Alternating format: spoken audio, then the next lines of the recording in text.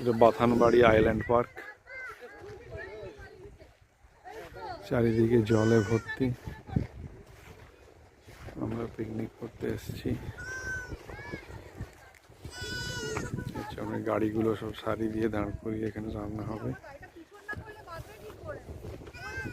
দারুণ জায়গা, খুব ঠান্ডা হাওয়া দিচ্ছে।